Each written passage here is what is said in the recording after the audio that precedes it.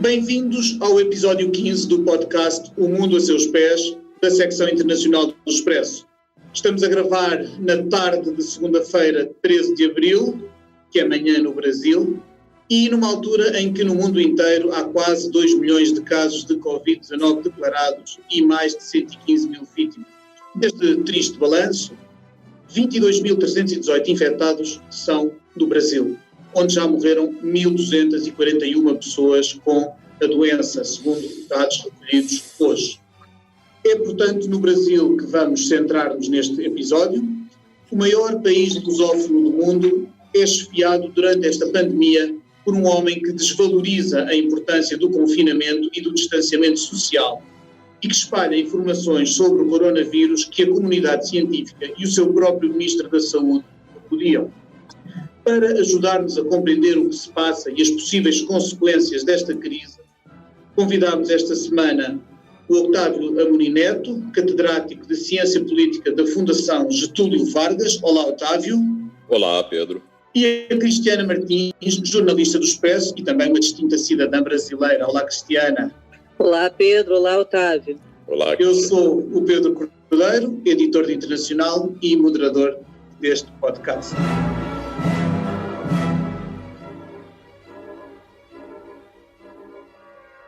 Algumas poucas autoridades, estaduais e municipais, devem abandonar o conceito de terra arrasada, a proibição de transportes, o fechamento de comércio e o confinamento em massa. Segundo Jair Bolsonaro, o que está em causa é uma gripezinha, um resfriado, uma fantasia criada pela imprensa.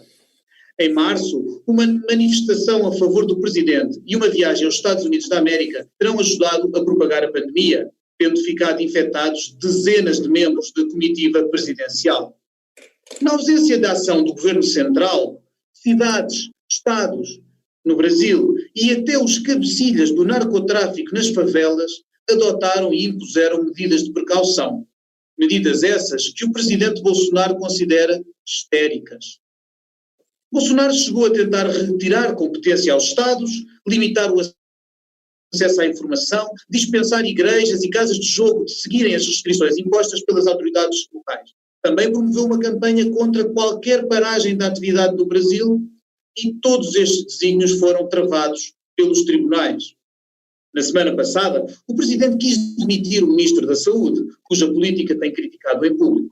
Luís Henrique Mandetta reconheceu este fim de semana, numa entrevista à televisão, que a dissonância entre o discurso de Bolsonaro e o seu pode gerar confusão no povo brasileiro, mais de 220 milhões de habitantes em risco de contraírem o coronavírus. O desejo de Bolsonaro de afastar o ministro foi, ao que parece, travado por membros da sua casa militar e civil. Ciclicamente, desde que a pandemia começou, circulam também rumores de que há desejos de afastar o presidente. Tudo isto gera uma incerteza brutal, num tempo de grande perturbação social, sanitária, económica e política, pelo que eu começo por perguntar ao Otávio, para onde vai o Brasil neste ano complicado de 2020? Bom, o Brasil está numa situação extremamente ambígua, porque, por um lado, estamos com a sensação de deriva, com a sensação de estarmos à deriva por conta desses choques entre o presidente e seu ministro e entre o presidente e vários governadores e prefeitos das grandes cidades. E, por outro, está claro que nós estamos a marchar para 3 grandes crises. 2 são óbvias e afetam o mundo inteiro. É uma crise de saúde pública, uma enorme crise econômica, uma recessão que hoje se estima pode chegar a 5% do produto interno bruto, e também estamos a marchar para uma grave crise política por conta do comportamento daquele que deveria ser a figura central no combate aos efeitos da pandemia. Então, é uma situação que gera na população muita angústia, ansiedade, como acontece no mundo inteiro, mas com a adição de uma clássica crise política que frequentemente acomete a República Brasileira. Ou seja, presidentes, sem maioria parlamentar e sem a disposição de chegar a um acordo com o Congresso e com os partidos, começa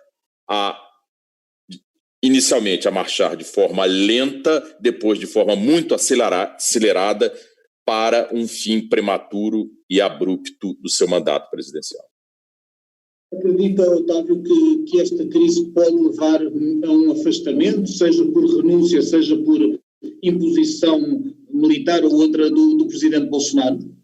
Sim, é possível. Agora, a situação de incerteza é tal que não se pode estimar probabilidades. Hoje nós temos 4 cenários óbvios abertos ao Brasil.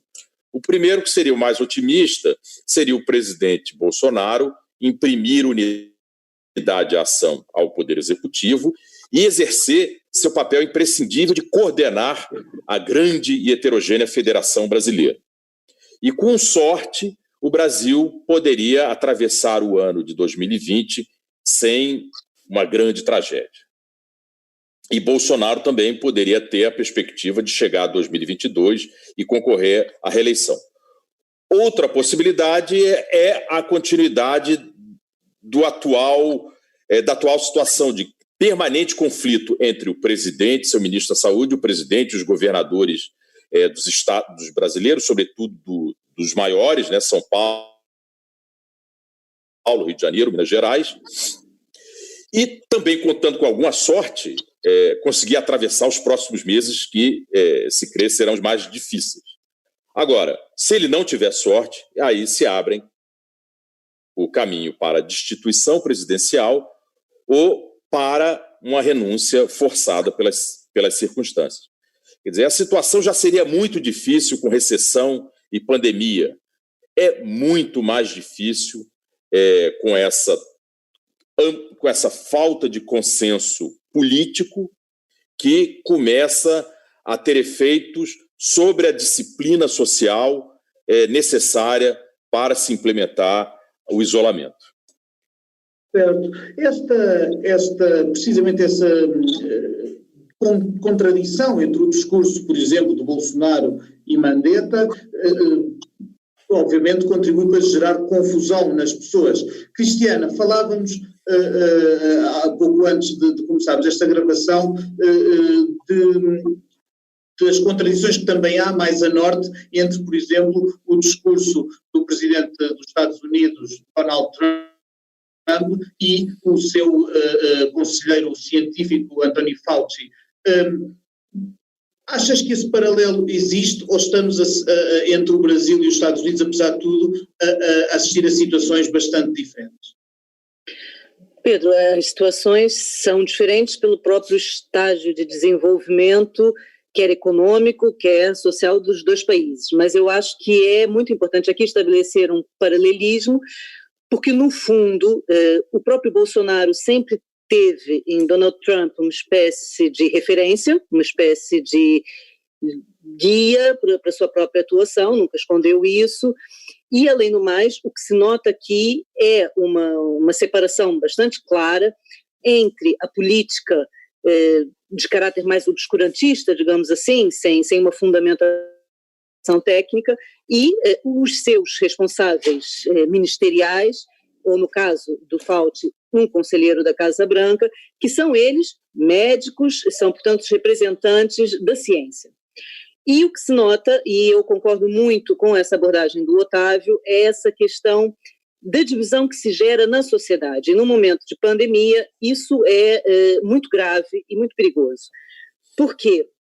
Por um lado, a sociedade tem mostrado algum respeito e alguma consonância com as opiniões dos técnicos, dos cientistas, portanto, o próprio Brasil começou um movimento de recolhimento à sua maneira, ao seu clima e ao comportamento social e às condições de habitação daquela sociedade, mas começou, encontrou em 2 governadores, o governador de São Paulo e o governador do Rio de Janeiro, líderes que também incentivaram a esse isolamento social, a essa contenção de reuniões, de contatos, mas essa dissonância na voz do presidente é preocupante porque chega a um ponto que uma população que não será disciplinada por si só precisa de um líder. E se esse líder tem uma voz dissonante da voz da ciência, isso complica e gera aqui confusão.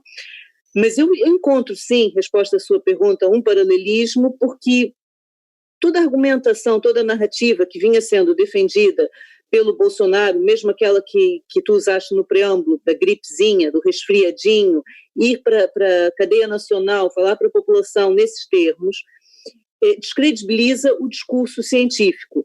E depois, por outro lado, temos uma luta quase inglória de alguém vir dizer, mas o isolamento é a nossa principal defesa contra a pandemia. Portanto, isso aqui é um movimento grave e que acontece no Brasil de uma maneira mais, digamos, quase que anedótica, mas que também acontece nos Estados Unidos, entre o Donald Trump e o Fauci. Ainda esse fim de semana, o Trump veio tuitar, na sua verborragia, veio dizer, vamos despedir outra vez o Fauci, veio com essa hashtag, quer dizer, no momento em que os líderes políticos deveriam de reforçar e sustentar as opiniões científicas, quer o Bolsonaro, quer o Trump, ameaçam o afastamento dos seus principais conselheiros sanitários nessa crise. Portanto, eu acho que se encontra aqui um perigoso paralelismo, sim. Posso fazer um comentário? Claro que sim, Otávio. Por favor. Eu só gostaria de adicionar um ponto em relação ao que disse a Cristiana, é que o Bolsonaro manteve-se constante desde o começo da crise, enquanto o Trump ensaiou e depois realizou uma mudança importante. Por que Bolsonaro continuou mesmo, apesar do mundo ter mudado radicalmente a partir de fevereiro deste ano?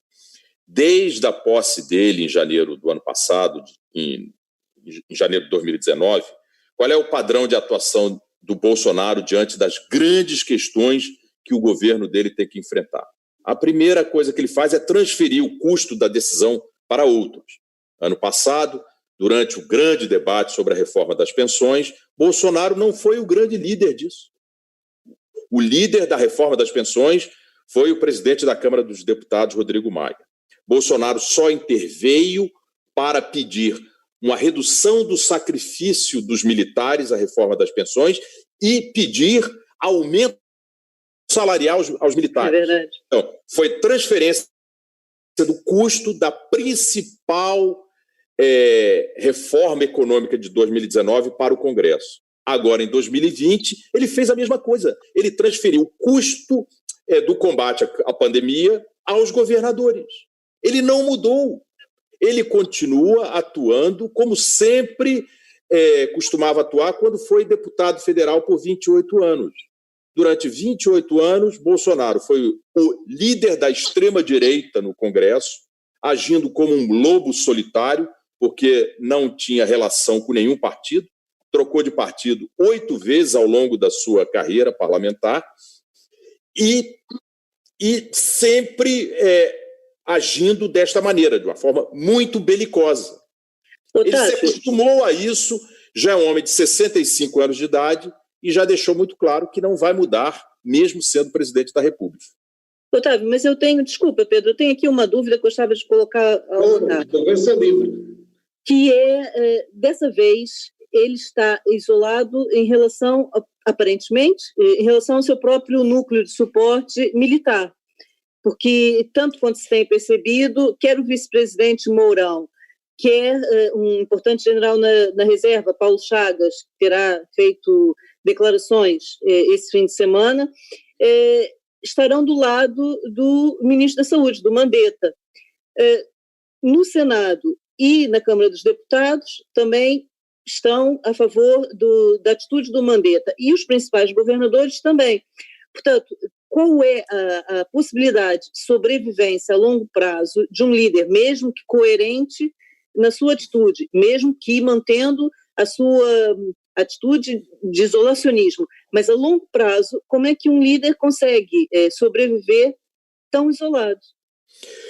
Eu concordo com você, Cristiano. O Bolsonaro acabou se isolando dentro do Poder Executivo, do qual ele é o chefe, e isso coloca essa grande questão.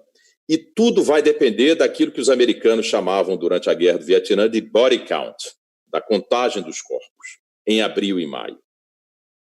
Se ele tiver sorte, e a gente sabe desde Maquiavel que os políticos precisam da fortuna para governar, ele pode escapar. Se não, se os corpos começarem a se amontoar nas ruas, como já se vê no Equador, na porta dos hospitais públicos, e se a recessão for de 5%, como começa-se a dizer hoje na grande imprensa brasileira, como um presidente poderá estar no Palácio Planalto em dezembro de 2022, no mês final, segundo a Constituição, do seu atual mandato.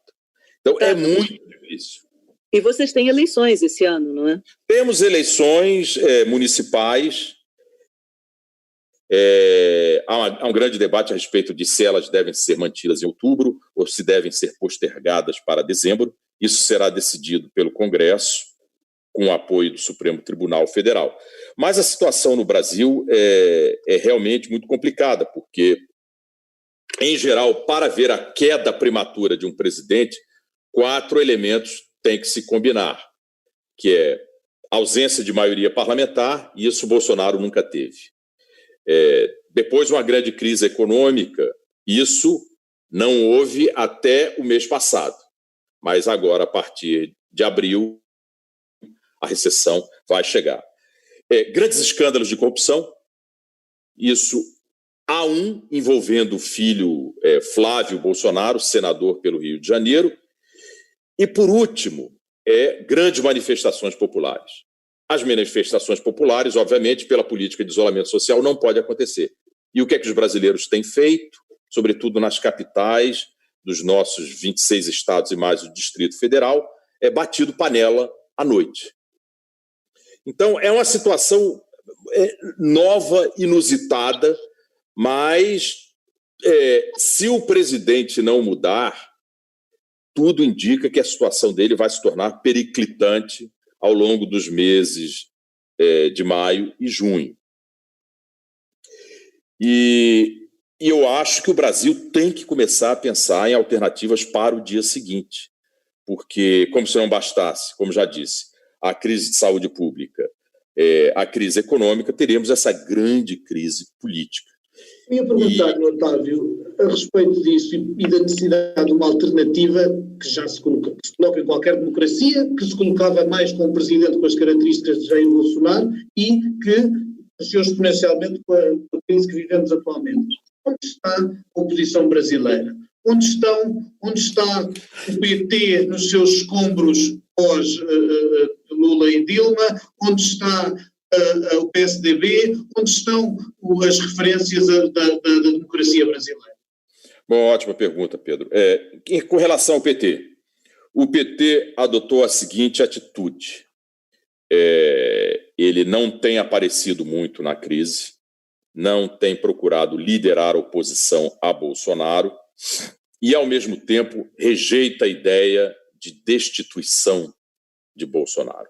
Isso é uma novidade, porque antes do PT chegar ao poder em 2002, ele havia pedido a destituição de todos os outros presidentes. Sarney, Collor, Itamar Franco, Fernando Henrique Cardoso. Até que, finalmente, provou do próprio veneno. Em 2016, Dilma Rousseff foi destituída e veio a grande crise que abre caminho para a ascensão de Bolsonaro. Agora o PT está numa situação muito difícil, porque Lula saiu da prisão, mas, ao mesmo tempo, o que é positivo para o partido, ele deixou de ser querido pela maioria dos brasileiros. Então, até porque saiu da prisão, mas os processos continuam, não é? Continuam. Ele continua sendo o grande líder do PT, o grande ativo eleitoral do partido, mas todos já sabem que ele bateu no teto dele. Ele pode chegar à segunda volta, ou um candidato do PT pode chegar à segunda volta, mas dificilmente ganhará a maioria na segunda, para emplacar novamente a presidência da República. Então, o que é que deve fazer o PT? Jogar o mesmo jogo que jogou em 2018, sabendo que dificilmente ganharia, mas pelo menos manteria a liderança da esquerda, indo para a segunda volta contra o Bolsonaro, ou deve juntar-se ao centro para formar uma grande frente democrática, de modo a ajudar o Brasil não apenas a moderar o Bolsonaro, mas ajudar o país a atravessar a grande crise que se avizinha. O que acontece também é que o Lula já é um homem de 72 anos de idade, já exerceu a presidência 2 vezes e é o líder único do PT desde a fundação do partido em 1980. Ele está à frente do PT há 40 anos. E já se disse que o PT foi a grande criação partidária da história política brasileira, o que é verdade. Como é que um grande partido que quer ser uma organização moderna e quer mudar o Brasil pode ter o mesmo líder por 40 anos? Então, o PT, o Lula hoje é o grande ativo eleitoral do PT para 2022, mas ele é o grande passivo para o futuro do PT. Então, o PT, em certo sentido, age de maneira hábil ao não querer ir para a frente da oposição do Bolsonaro, porque isso ajuda o Bolsonaro. O Bolsonaro depende radicalmente da polarização política e ideológica para manter essa fatia de aproximadamente 1/3 de apoio que ele tem na opinião pública. Otávio, desculpa, mas o que quis dizer essa troca de simpatias entre o governador de São Paulo, o Dória, e o próprio Lula? Quer dizer, são tão antagônicos, são de universos tão distintos, e por que de repente, em pleno momento de crise pandêmica, há aqui um discurso de aproximação? É um oportunismo político, é uma realpolitik que se impõe?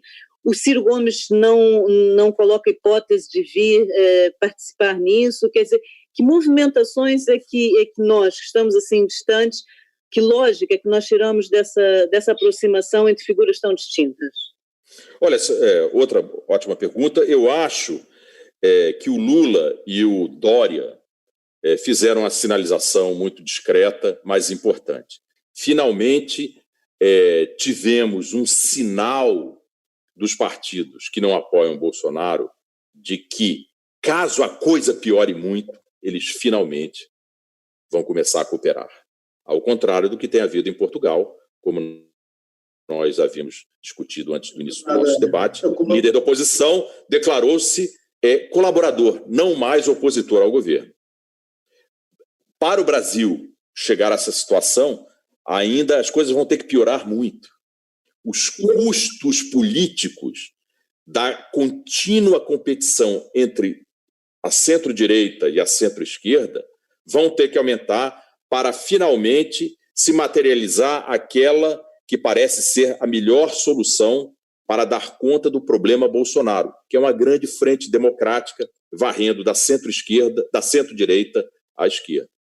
Olhando para o futuro e falando dessa triste perspectiva de as coisas piorarem muito, que infelizmente é realista, não pode ser afastada de momento, é preciso ver, nós que estamos em Portugal e numa Europa Ocidental diferente, com diferenças em relação ao Brasil, é preciso frisar que a quantidade de pessoas no Brasil que vive em condições precárias, que não tem, portanto, condições de saúde e salubridade, como já tem, felizmente, a generalidade dos habitantes da Europa Ocidental. É bastante grande, assim como economicamente, a percentagem de pessoas que vivem ao dia, digamos assim, que vivem em trabalhos de economia informal e ao dia, portanto, há ou não aqui um potencial de devastação maior ainda do que aquilo que já estamos a ver nos países europeus e que é gigante. Sim, claro que há, e essa é a grande dúvida, né? Qual vai ser a extensão da catástrofe entre os mais pobres do Brasil, nas favelas das grandes cidades e nas cidades pobres do interior, do norte e do nordeste. No norte, a crise da saúde já está muito séria. A situação já está séria em Fortaleza. E, segundo o próprio ministro da Saúde, a situação deve ficar... O Rio de Janeiro, por conta das suas favelas, deve estar numa situação de emergência muito séria nas próximas semanas.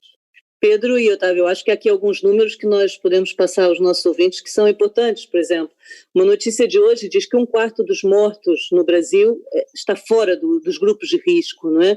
E uma informação muito recente também diz que 95% dos hospitais nas cidades de Rio de Janeiro, Fortaleza, Manaus e São Paulo já estão a chegar nos limites. Portanto, esses são sinais muito concretos dessa dura realidade que o Otávio estava a falar. E para qualquer pessoa que goste do Brasil, conheça o Brasil, como tantos portugueses, e para nós que aqui estamos, é um bocado assustador pensar na realidade das favelas, realmente, é pensar nas populações originárias como os indígenas, que já morreram. Os últimos dados que eu tenho são de 5 indígenas, inclusive pessoas bastante jovens, um adolescente, uma mulher de 44 anos. Portanto, são sinais muito preocupantes, porque o Brasil ainda está numa fase inicial da pandemia, não é? O agravamento, como o próprio ministro da Saúde disse ontem, vai se dar sobretudo em maio e junho. Portanto, nós estamos a ver apenas a ponta realmente do iceberg dessa pandemia, e que vai ser muito triste dadas as condições de vida dessa população. Eu concordo com você, mas ainda que minha visão seja pessimista, o Brasil ainda tem alguns ativos importantes. Em primeiro lugar, nós começamos mais tarde. Tivemos a oportunidade de observar o que aconteceu na Itália, na Espanha, França, Reino Unido, Estados Unidos. Então, e de fato, o Ministério da Saúde, as secretarias de saúde dos estados começaram a agir com alguma antecedência.